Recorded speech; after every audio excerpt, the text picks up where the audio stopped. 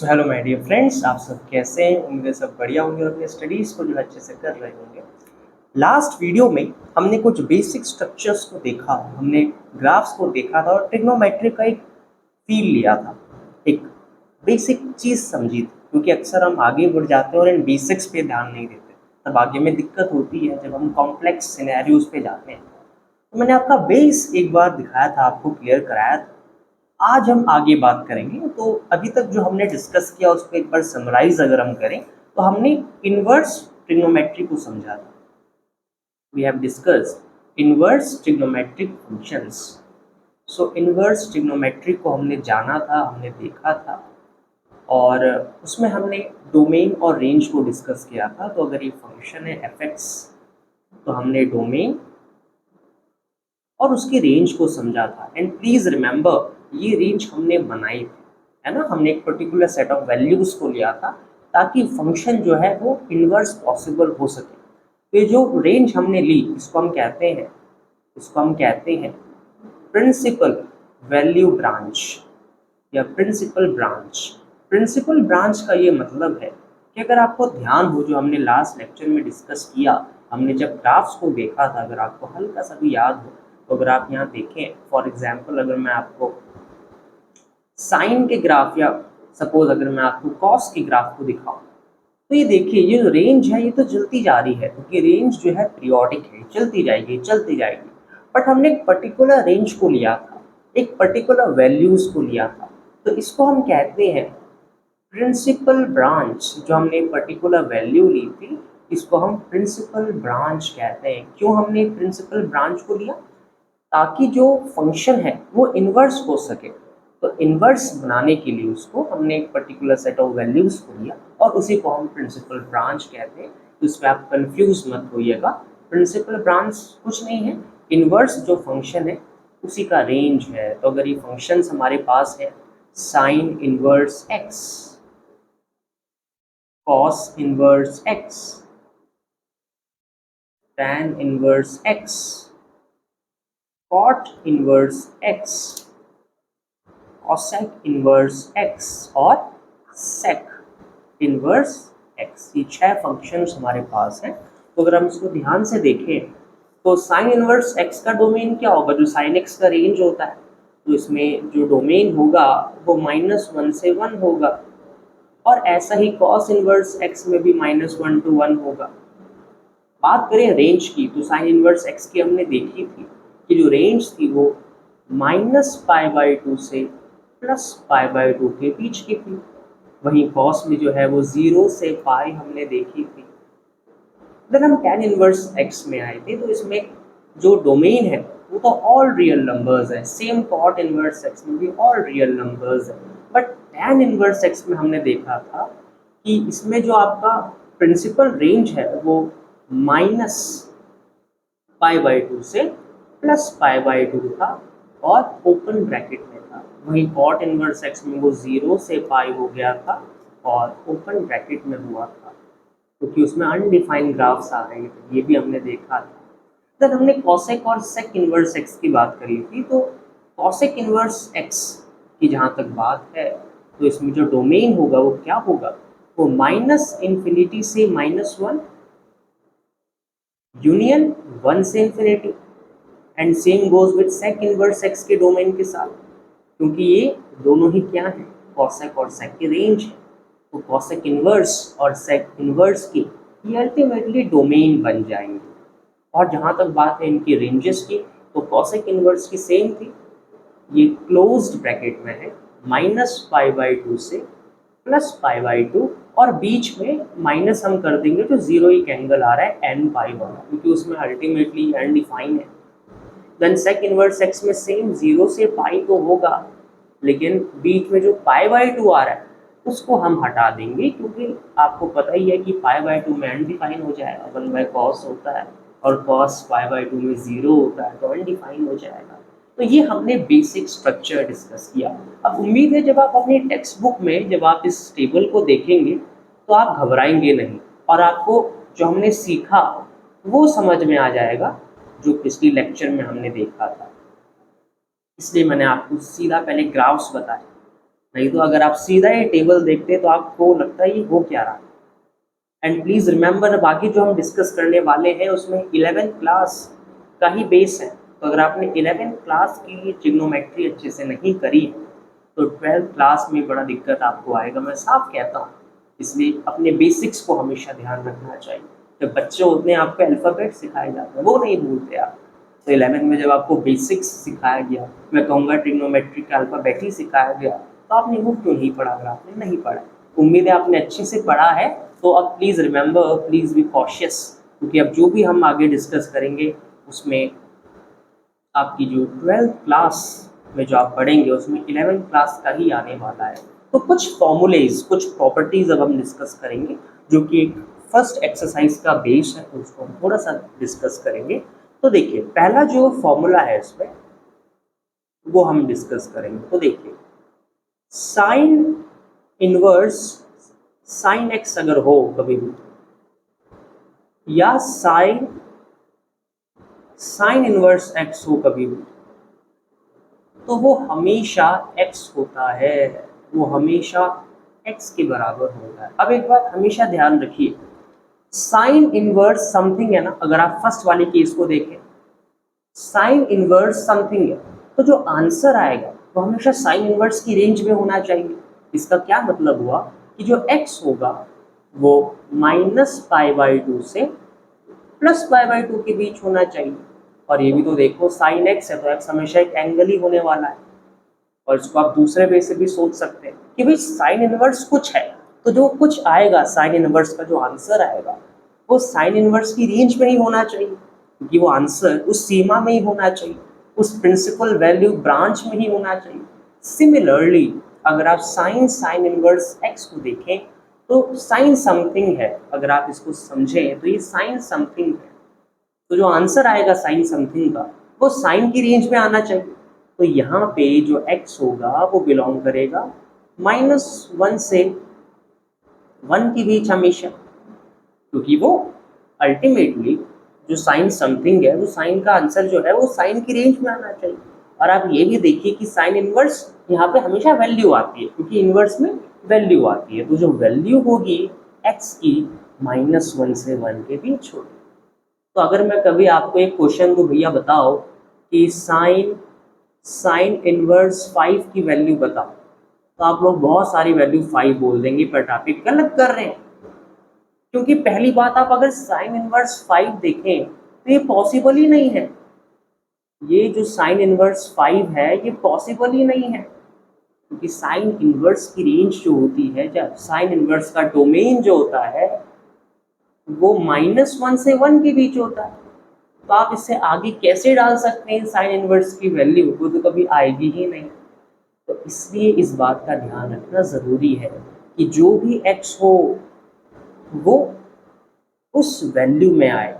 अगर sign something है तो वो साइन की रेंज में आए, या अगर साइन इनवर्स समथिंग है तो वो साइन इनवर्स की रेंज में आए, ताकि वो कंडीशन सेटिस्फाई हो सके और वो फॉर्मूला x आ सके बाहर। इसका आपने ध्यान रखना।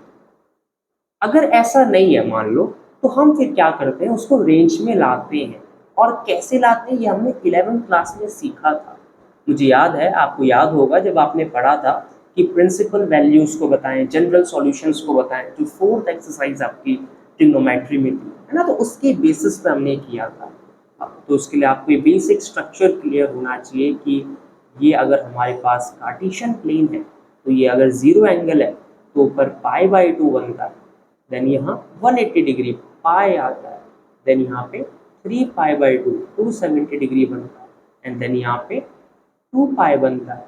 तो यहाँ पे 2π 4π ऐसे आते रहेंगे, यहाँ पे π/2, फिर 5π/2, फिर जो है देखो 3 हो गया, 5 हो गया, फिर 7π/2 नीचे आ जाएगा, फिर 9π/2, तो ऐसा चलता रहेगा।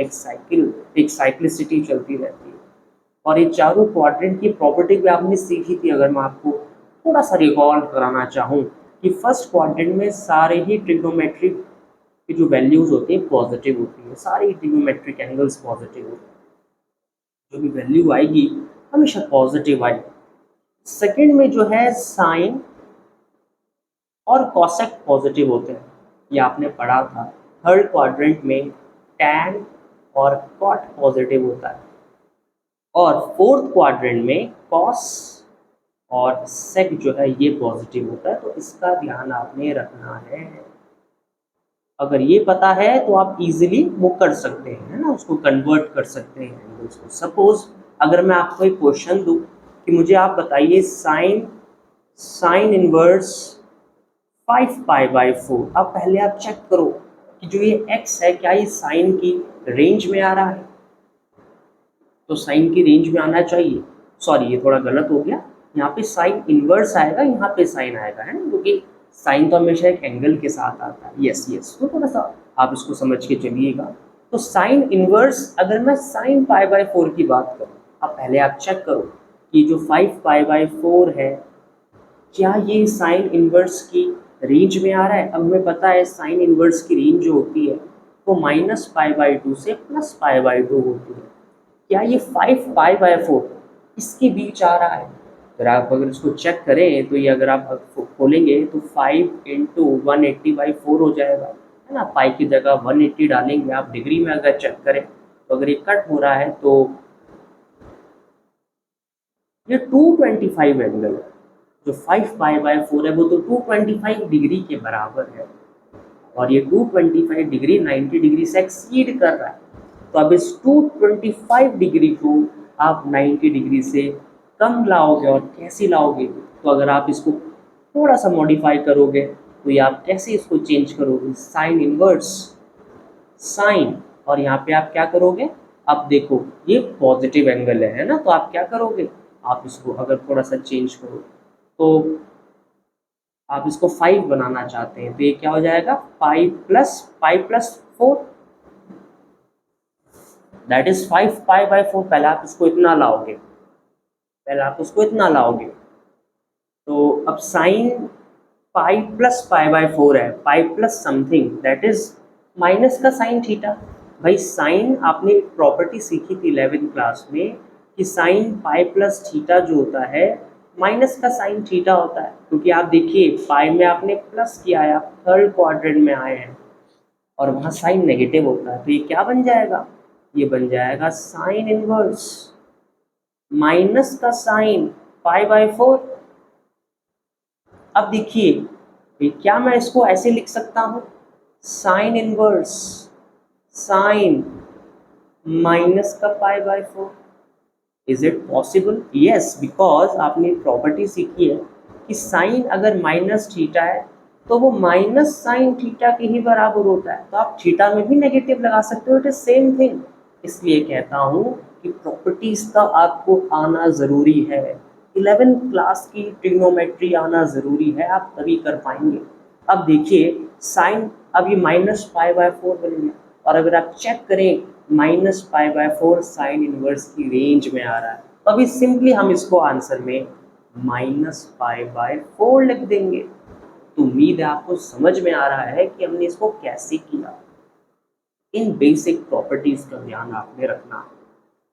सो ऐसे ही बाकी फॉर्मूलेज भी हैं, तो अगर हम इसको चेक करें थोड़ा सा, तो ये साइन का मैंने आपको बताया। सिंपली ऐसे ही बाकी फॉर्मूलेज भी हैं। तो एक फॉर्मूला है कॉस इनवर्स, अगर कॉस एक्स है वो एक्स के बराबर होगा, और कॉस कॉस इनवर्स एक्स अगर है वो भी एक्स के बराबर होगा। कंडीशन क्या है कि एक्स जो होगा यहाँ पे 0 से पाई को बिलोंग करे। सिंपल सी बात है भाई, कॉस इनवर्स समथिंग आ रहा है तो वो समथिंग भाई उसके रेंज का वैल्यू होना चाहिए ना, उसकी रेंज में आना चाहिए।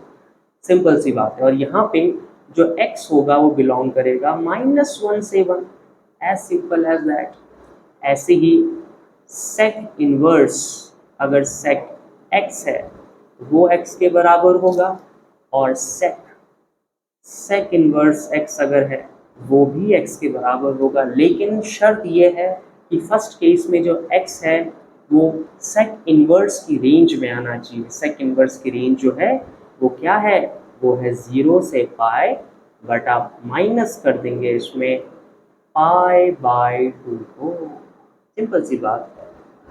और सेकेंड केस में जो x है वो सेक की रेंज में आना चाहिए। सेक की रेंज में आने का मतलब कि वो R -1 को बिलोंग कर, या सिंपल वही जो हम लिखते ही हैं -∞ तो -1 यूनियन 1 टू इन्फिनिटी का केस, उसमें एक्स आना चाहिए, सिंपल सी बात है। देन ऐसे ही आप tan में फॉर्मूला लिख देंगे, तो tan इनवर्स अगर tan x है तो x होगा, बट x बिलोंग करे tan इनवर्स की रेंज को, और tan इनवर्स की रेंज हमें पता है इन ओपन ब्रैकेट -π/2 से +π/2, और अगर tan इनवर्स x है तो वो x के बराबर तब होगा जब x जो है वो tan के रेंज में आए, और tan की रेंज है सिंपल ऑल रियल नंबर्स। ऐसे ही आप फॉर्मूला सेक का लिख सकते हैं, तो कॉसेक का लिख सकते हैं, तो कॉसेक इनवर्स कॉसेक एक्स के बराबर होगा, और वैसे ही कॉसेक अगर कॉसेक इनवर्स एक्स है वो भी एक्स के बराबर होगा, बट फर्स्ट केस में एक्स जो है बिलोंग करे कॉसेक इनवर्स की रेंज को, और कॉसेक इनवर्स की जो रेंज होती है वो होती है -π/2 से π/2, और इसमें आप माइनस कर देते हैं 0, कॉसेक इनवर्स एक्स के बराबर तब होगा जब एक्स जो है वो कॉसेक की रेंज में आए, और कॉसेक की रेंज सिंपल है, एक्स यहाँ बिलोंग करे वही R -1 से 1, क्योंकि उसमें अनडिफाइन आपको पता ही है वो नहीं आ पाता है कॉसेक में, है ना। देन कॉट में भी सिंपल बना देंगे आप, कॉट इनवर्स कॉट एक्स के बराबर होगा। शर्त क्या है कि x बिलोंग करे in open bracket 0 to I, और ऐसे ही कॉट इनवर्स x ये x के बराबर तब होगा जब x बिलोंग करे कॉट की रेंज को, that is all real numbers. And last angle हमारा रह गया है, हो गए सारे एंगल्स हो गए। तो ये बेसिक फॉर्मूलेज हैं जो हमने डिस्कस करे। शर्त यह है कि आपने जो सेकंड कंडीशंस हम देख रहे हैं रेंज वाली, इन कंडीशंस का हमेशा ध्यान रखना है, तभी आप इन क्वेश्चंस को कर पाएंगे, क्योंकि अगर ये कंडीशंस आप नहीं माइंड में रखेंगे तो आप गलत कर बैठेंगे और आपका आंसर गलत आ जाएगा। एक्स तो होगा, बट एक्स एक गाइडलाइन तो फॉलो करेगा ना, तो वो गाइडलाइन क्या है कि भाई जो उसकी लिमिटेशन है उसमें तो आए। भाई आपको पता है कॉसेक समथिंग कुछ आ रहा है, वो जो भी आएगा वो कॉसेक के जो पॉसिबल आंसर्स है, कॉसेक के पॉसिबल आंसर्स मतलब जो उसकी रेंज है, तो कॉसेक की जो रेंज है उसमें आए तभी वो एक्स आएगा ना। और कॉसेक की रेंज क्या है -∞ से -1 यूनियन 1 टू इन्फिनिटी, तो एक्स उसको बिलोंग करे।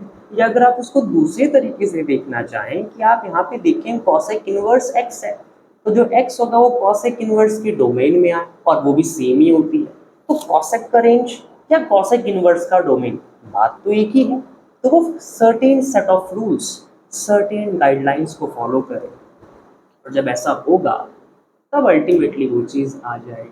इसका आपने ध्यान रखना है, इन गाइडलाइंस का आपने ध्यान रखना है, तभी आप क्वेश्चंस कर पाएंगे। और अगर वो नहीं आ रहा उस गाइडलाइन में तो उसको कन्वर्ट हम करेंगे।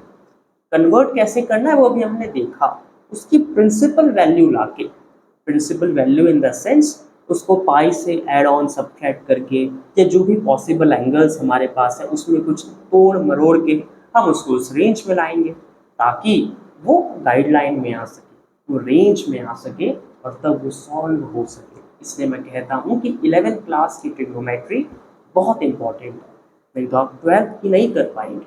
तो ये हमने कुछ बेसिक फॉर्मूलेज को देखा, अब हम क्वेश्चंस को डिस्कस करें।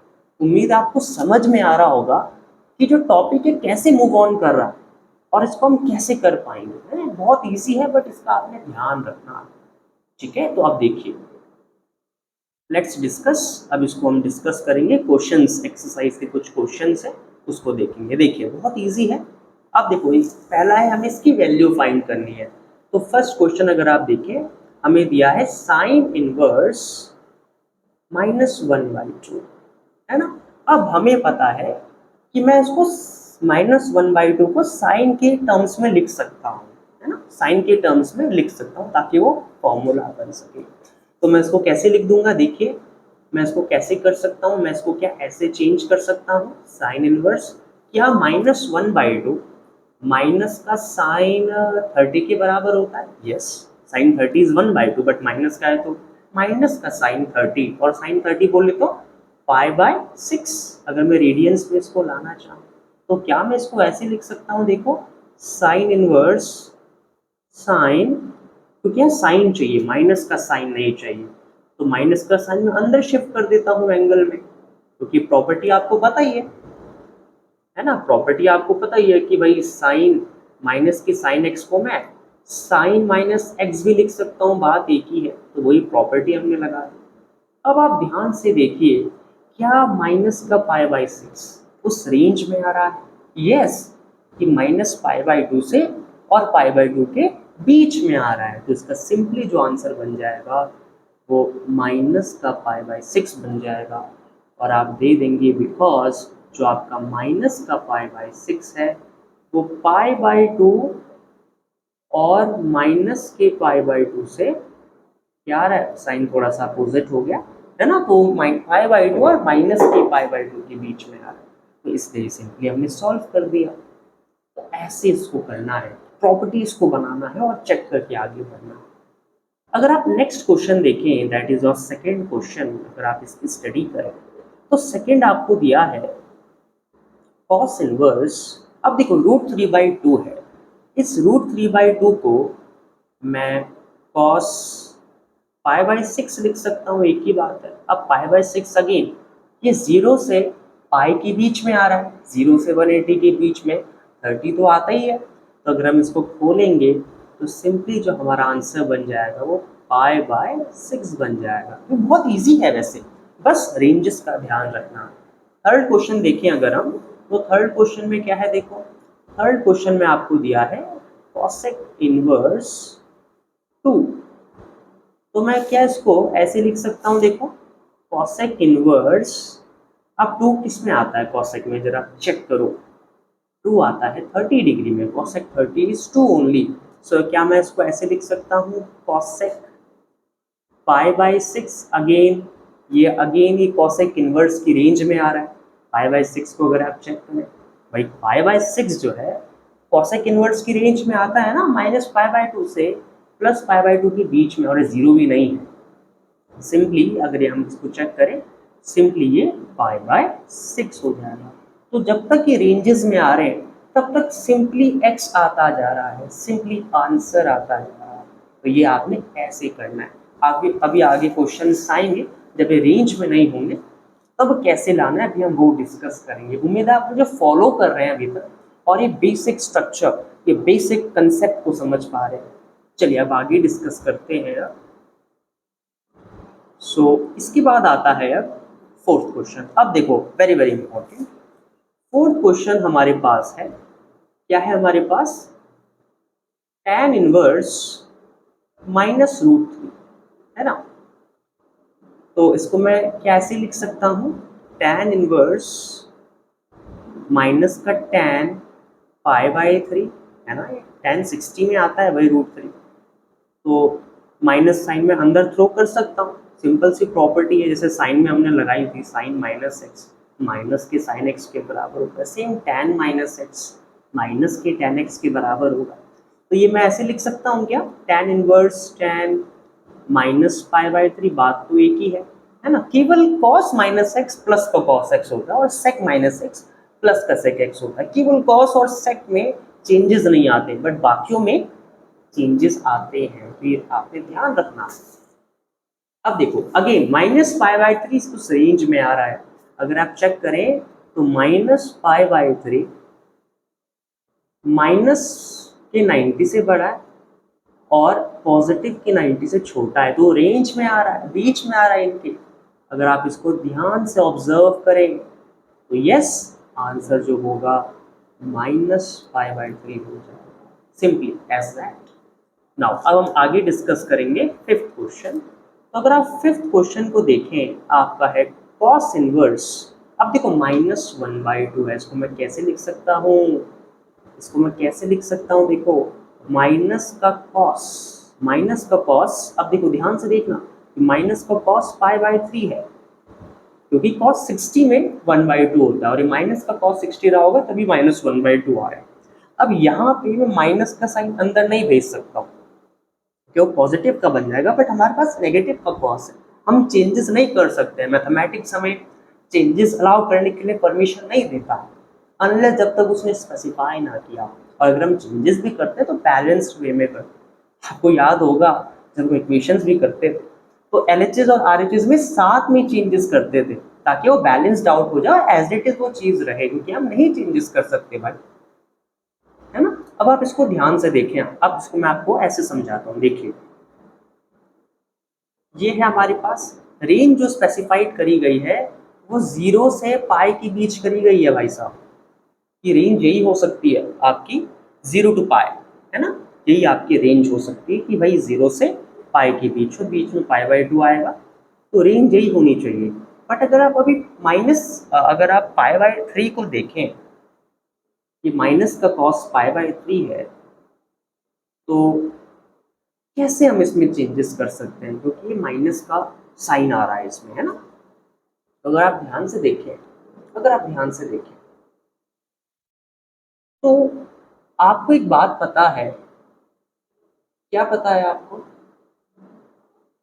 कि अब देखो ये माइनस का पाई/3 है, अगर आप इसको ऐसे चेक करो, है ना, अंदर माइनस का पाई/3 है, फॉर अज्यूमिंग तो माइनस का 60 हुआ। अगर आप इसको ऐसे समझने के लिए देखें, माइनस का 60 हुआ, और माइनस का 60 जो है यहाँ कहीं आएगा, है ना, ये पाई/2 है तो यहाँ माइनस का रहेगा, माइनस का पाई/2 कहीं ऐसा रहेगा। अगर मैं इसको नेगेटिव वाई एक्सिस की तरह ट्रीट करूँ तो -60 कहीं यहाँ आएगा, बट हमें इसको यहाँ लाना है, इस इंटरवल में लाना है, इस इंटरवल में लाना है। एंगल अभी यहाँ जा रहा है भाई साहब, एंगल अभी यहाँ जा रहा है, तो मैं क्या करूँगा, इसको, इस एंगल को मैं पाई से माइनस कर दूंगा। कैसे, देखो ऐसे, क्योंकि पाई से जब मैं माइनस करूँगा तो कुछ फर्क पड़ेगा नहीं। क्यों नहीं पड़ेगा, आपने एक प्रॉपर्टी सीखी है कि कॉस पाई माइनस थीटा जब हम करते हैं तो वो माइनस का कॉस थीटा ही होता है। आपने सीखा था कि पाई से जब हम माइनस कर रहे हैं तो हम देखो यहाँ आ रहे हैं, और सेकेंड क्वाड्रेंट में कॉस नेगेटिव ही होता है। क्यों मैंने पाई से माइनस किया, क्योंकि इससे जो एंगल है वो इसके भीतर आ जाएगा, जो स्पेसिफाइड रेंज है उसके अंदर आ जाएगा, तो करना पड़ेगा। तो ये क्या हो जाएगा, क्या मैं इसको ऐसे चेंज कर सकता हूँ, अगर आप देखें तो कॉस, अभी एंगल ऐसा है ना, अभी एंगल जो है कुछ ऐसा है, दिस इज द एंगल, क्योंकि एंगल जो है अभी कुछ ऐसा बन रहा है, क्लॉकवाइज डायरेक्शन में नेगेटिव एंगल होता है आपके हमेशा, तो ये 60 डिग्री कुछ ऐसा है। तो अब इस 60 को हम ऐसे ले जाएंगे और पाई से रिड्यूस करेंगे, है ना, पाई से इसको माइनस कर रहे हैं। तो देखो अगर आप इसको ध्यान से, तो एक कॉस इनवर्स, मैं इसको कॉस पाई माइनस पाई/3 भी कर सकता हूँ, है ना, पाई माइनस, मैं इसको थीटा भी कर सकता हूँ, दैट इज पाई माइनस पाई/3, क्योंकि cos pi minus theta is minus का कॉस थीटा, सिंपल सी बात है। तो अगर मैं इसको फिर सॉल्व करूं तो देखो कॉस इनवर्स ये क्या बन गया, कॉस 2 पाई/3 माइनस करने के बाद ये ऐसा आ गया। अब 2 पाई/3 अगर आप देखो ये रेंज में आ गया, क्योंकि पाई के अंदर आ रहा है। 2 पाई/3 मतलब क्या है भाई, 120 डिग्री, और 120 डिग्री यहाँ कहीं आएगा, यहाँ कहीं आएगा, इस साइड, ये है हमारा 120। तो आपने देखा जो एंगल पहले यहाँ नीचे बन रहा था उसको हम ऊपर ला गए with the help of basic trigonometric formulas, basic trigonometric functions, और उसको हमने जब माइनस किया पाई से, इस चीज़ को जब मैंने माइनस किया 180 को, 180 में से जब मैंने माइनस किया तो आपने देखा कि कैसे ये 2 पाई/3 बन गया, सिंपल सी बात है। तो अब ये रेंज में आ गया है, तो जब ये खुलेगा तो हमारा आंसर जो है 2 पाई/3 बन जाएगा, सिंपल सी बात, हम ऐसे कर सकते हैं। तो ये क्यों मैं कहता हूँ आप 11th की मैथ्स करिए बार बार, तो ये आप वहाँ सीखते हैं, ये आप वहाँ सीखते हैं, और आप तभी कर पाएंगे अल्टीमेटली, जो सॉल्यूशन है वो तभी हो पाएगा। ओके, अब देखिए आगे जो आपका 6th क्वेश्चन है उसको थोड़ा सा हम समझेंगे, डिस्कस करेंगे कि 6th क्वेश्चन को आप कैसे करें। तो देखिए 6th क्वेश्चन जो आपके पास है वो है आपका tan इनवर्स माइनस का 3 है ना, वो है tan इनवर्स माइनस का 1। यस, तो देखिए tan इनवर्स -1, तो इसको आप कैसे कर सकते हैं? सिंपली आप इसको tan इनवर्स माइनस का tan π/4 कर सकते हैं। अब यहाँ पे हम माइनस को अंदर भेज सकते हैं, कोई फर्क पड़ता नहीं है, वो माइनस का ही रहता है। तो ये tan इनवर्स tan माइनस का π/4 हो जाएगा। और अब ये रेंज में आ रहा है भैया, -90 से +90 के बीच आ रहा है, तो सिंपली ये आंसर जो होगा तो -π/4 हो जाएगा। This is our required answer, this is our required answer. उम्मीद है आपको समझ में आ रहा है कैसे इन सबको करना है। अभी तक हमने 5th क्वेश्चन बड़े इंपॉर्टेंटली किया इसको हैंडल, अब आगे डिस्कस करते हैं कि कैसे ये होगा। देखिए 6 क्वेश्चन हो गए हैं, अब 7वां क्वेश्चन को देखिए जरा। 7 क्वेश्चन जो है वो क्या है आपका, वो है sec इनवर्स 2/√3। और 2/√3 सेक में कब होता है? ये सेक में होता है जब हम बेसिकली 30 की बात करते हैं। तो ये है सेक इनवर्स, ये है सेक इनवर्स सेक π/6, और π/6 यस रेंज में आ रहा है भाई साहब, तो ये सिंपली आंसर आ जाएगा π/6, as simple as that. 8th question देखिए, 8th क्वेश्चन क्या है जरा देखिए इसे। cot इनवर्स √3 है ना, तो ये क्या हो जाएगा? सिंपली आप इसको पहले कॉट में लाइए √3 को, तो √3 होता है ये आपका π/6 में दोबारा से। अगेन ये रेंज में आ रहा है, 0 से π के बीच आ रहा है, तो यस ये π/6 हो जाएगा दोबारा से। कितना इजी क्वेश्चन है देखिए, बस रेंज का पता आप इजीली कर सकते हैं, कुछ भी नहीं करना है। और जो नहीं आ रहा है उसको हम लाएंगे, डेफिनेटली उसको हम लाएंगे, है ना। नाउ 9th देखेंगे। 9th क्या है देखो, अगेन वेरी वेरी इंपॉर्टेंट। अब देखो कॉस इनवर्स माइनस का 1/√2 है, मतलब ये जो है आपको ऐसे दिया है इस बार, कॉस इनवर्स माइनस का कॉस π/4, जबकि रेंज जो है 0 से π के बीच है। ये देखिए दोबारा, ये 0 है, ये π है, बट जो हमारा एंगल आ रहा है, जो हमारा एंगल आ रहा है वो यहाँ बन रहा है। ये 45 होता है ना, ये यहाँ बन रहा है, ये हमारा एंगल है -π/4। तो अब हमें इस एंगल को इस रेंज में लाना पड़ेगा, इस रेंज में लाना पड़ेगा, क्योंकि यही रेंज है स्पेसिफाइड। तो हम क्या करेंगे, हम क्या करेंगे भाई, मुझे इस एंगल को यहाँ लाना है ना, मुझे इस एंगल को यहाँ लाना है। तो देखो क्या मैं इसको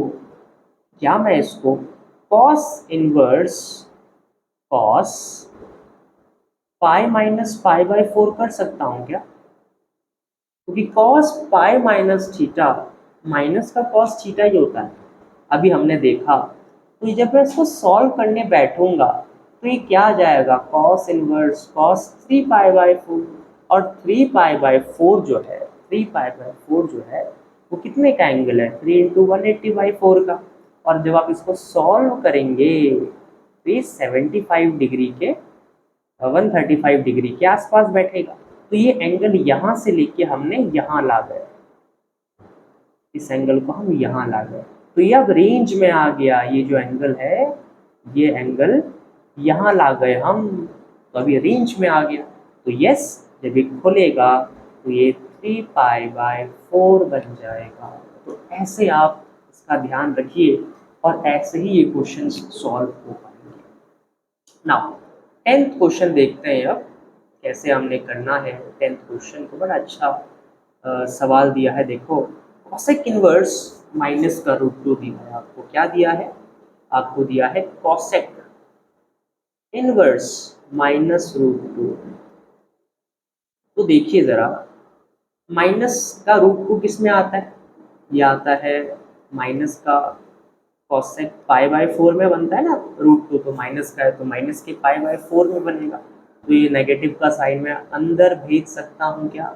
डेफिनेटली भेज सकता हूँ। तो ये कॉसेक -π/4 हो जाएगा। यस ये रिकमेंडेड रेंज में आ रहा है, बिकॉज -π/4 आप अगर देखें तो माइनस के π/2 और π/2 के बीच में आ रहा है, और जब बीच में आ रहा है तो डेफिनेटली ये आंसर हमारा आ जाएगा माइनस का π/4। तो उम्मीद है आपको समझ में आ रहा होगा कि कैसे हम इसको रेंज में ला रहे हैं, प्रिस्क्राइब रेंजेस में ला रहे हैं ना।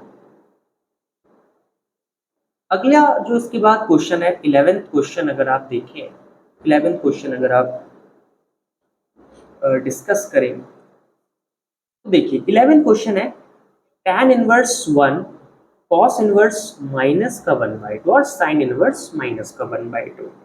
तो क्वेश्चन है आपका, क्या है question, tan inverse 1 plus cos inverse minus का 1/2 and plus sin inverse minus का 1/2 है ना। अब हम सिंपली इसको चेंज करेंगे, सॉल्व करेंगे, तो ये सिंपली देखो, ये मैं ऐसे लिख सकता हूँ क्या, tan इनवर्स 1 की जगह मैं tan π/4 लिख लेता हूँ, प्लस cos इनवर्स, यहाँ पे मैं माइनस का cos π/3 लिख लेता हूँ, और प्लस sin इनवर्स, ये हो जाएगा sin माइनस का π/6, सिंपल एज दैट।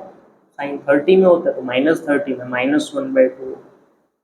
तो ये जो है ना, इसको मैं फिलहाल ऐसे ही रखता हूँ, tan इनवर्स tan π/4। अब देखो cos ये है π/3, मुझे इसको रेंज में लाना है, cos इनवर्स की रेंज में लाना पड़ेगा, तो मुझे पाई के भीतर भीतर लाना पड़ेगा। तो मैं इसको कैसे करूँगा, सिंपली मैं इसको करूँगा cos pi minus π/3, simple as that, और ये प्लस साइन इनवर्स, ये हो जाएगा साइन माइनस का π/6 जो चल ही रहा है। अभी जब हम इसको खोलेंगे तो रेंज में आ रहा है ना, तो ये π/4 हो जाएगा बाहर। जब ये सॉल्व होगा तो ये बनेगा 2π/3 जो बाहर आ जाएगा, जो रेंज में आ चुका है ना। और ये जो है आपका माइनस का π/6 है, क्योंकि वो रेंज में आ रहा है। तो आप सिंपली इसको सॉल्व करेंगे, आप एलसीएम 12 ले लेंगे तीनों का, तो ये बन जाएगा 3π, ये 8π माइनस 2π, तो ये 9π/12 बन जाएगा, और ये आपका जो आंसर आएगा 3π/4 आ जाएगा। So this is your answer of this question. तो ऐसे हमने रेंज में क्वेश्चन को लाया और सॉल्व किया। बहुत इजी हलवा एक्सरसाइज है, बट प्री कंडीशन है इसमें कि आप उस हलवे को खाने से पहले बनाने का जो प्रोसीजर आपको 11th क्लास में सिखाया जाता है वो करके आइए, तो आप बेनिफिट में रहेंगे। अब देखिए cos इनवर्स आपका दिया है इसमें 1/2, जिसकी जगह में cos π/3 लिख सकता हूँ, प्लस 2 साइन इनवर्स 1/2 की जगह में साइन π/6 लिख सकता हूँ, डेफिनेटली मैं लिख सकता हूँ, है ना। तो ये सिंपली π/3 बाहर आ जाएगा, प्लस 2 इंटू ये π/6 बाहर आ जाएगा, चेक भी करते रहिए रेंज में आ रहा है ना। तो ये बनेगा π/3 प्लस ये 2 1 ज़ा 2 और ये 3 टाइम्स कट हो जाएगा, तो ये भी π/3 बन जाएगा। ऐड ऑन करेंगे तो आंसर आपका 2π/3 आ जाएगा। तो दिस इज और आंसर ऑफ दिस क्वेश्चन। ये 12th का हमने सॉल्यूशन को देखा। तो 12th के बाद अब आगे देखते हैं, अब हम 13th क्वेश्चन, बड़ा अच्छा क्वेश्चन है। देखिए उसने बोला है कि साइन इनवर्स x जो है y के बराबर है, तो y is equal to sine inverse x, वो कह रहा है। तो वो पूछ रहा है कि भाई y जो है उसकी रेंजेस बताइए, पॉसिबल रेंजेस, या y किस किस के बीच में होगा, सिंपल है, not ranges exactly, but y की वैल्यू किस किस के बीच होनी चाहिए। तो देखिए मतलब वो डोमेन पूछ रहा है कि y का डोमेन बताइए। तो आप ऐसे भी कर सकते हैं डोमेन के पॉइंट ऑफ व्यू से, या आप रेंज के पॉइंट ऑफ व्यू से भी कर सकते हैं। अगर आप डोमेन के पॉइंट ऑफ व्यू से करना चाहें तो आपको साइन इनवर्स को सेकंड साइड भेजना पड़ेगा, और अगर आप रेंज के पॉइंट ऑफ व्यू से करना चाहें तो आपको साइन इनवर्स को यहीं पे रखना पड़ेगा और उसकी पॉसिबल वैल्यू देखनी पड़ेगी। अब आप ध्यान रखिए, मैं इसको रेंज के पॉइंट ऑफ व्यू से आपको बताता हूँ। तो देखो ये देखो, आप कैसे भी कर सकते हैं, it's totally your call, totally your choice, है ना। तो y की पॉसिबल वैल्यूज बताएं क्या क्या होंगी। तो देखिए y क्या क्या आ सकता है, देखो मेरा साइन इनवर्स x है ना y, कि जो y है वो साइन इनवर्स x के बराबर। और आपको एक बात अच्छे से पता है कि साइन इनवर्स x हमेशा -π/2 और π/2 के बीच होगा, जाहिर सी बात है। तो देखा जाए तो y मेरा यही तो होगा। तो अगर y जो मेरा होगा वो हमेशा -π/2 के बराबर हो सकता है या उससे बड़ा होगा, और π/2 से छोटा होगा या उसके बराबर भी हो सकता है। तो जो करेक्ट आंसर होगा इसका आप देखिए वो बी होगा। Simple as that. अपने कुछ भी इसमें कुछ तीर नहीं मारा, सिंपल देख के कर दिया ऐसे। ओके, अब देखिए 14th क्वेश्चन जो आपका है। 14th question and yes this is the last question. 14th question देखेंगे, बहुत अच्छा है। देखिए tan इनवर्स, पहले इसको सॉल्व करेंगे। तो √3 की जगह मैं क्या लिख सकता हूँ? √3 की जगह मैं tan 60 में होता है तो tan π/3 हो जाएगा, है ना, बिकॉज π/3 60 डिग्री होता है। एंड माइनस, अब देखिए sec इनवर्स ये -2 है तो ये माइनस sec π/3 के बराबर होगा। sec 60 ही 2 होता है। अब देखिए अगेन अगेन ये sec की रेंज में नहीं आ रहा है क्योंकि माइनस का हो गया अभी, है ना। तो इसको हम क्या करेंगे, देखो tan इनवर्स tan π/3 तो एज इट इज रहेगा। अब क्योंकि इसको मुझे रेंज में लाना है तो आपको एक बात अच्छे से पता है, प्रॉपर्टी कि sec पाई माइनस थीटा अगर हम करें, sec पाई माइनस थीटा, तो वो माइनस का sec थीटा ही रहता है। ये आपने सीखा था लास्ट ईयर। तो मैं कर सकता हूँ ना भाई, माइनस का π/3 है वो अगर देखा जाए फॉर अंडरस्टैंडिंग पर्पस, क्योंकि माइनस का sec थीटा। तो मैं x की जगह मैं क्या कर सकता हूँ, पाई माइनस एक्स कर सकता हूँ। रहेगी तो वही चीज़, रहेगी तो वही माइनस की sec x ही। तो ये हो जाएगा sec pi minus π/3, simple as that.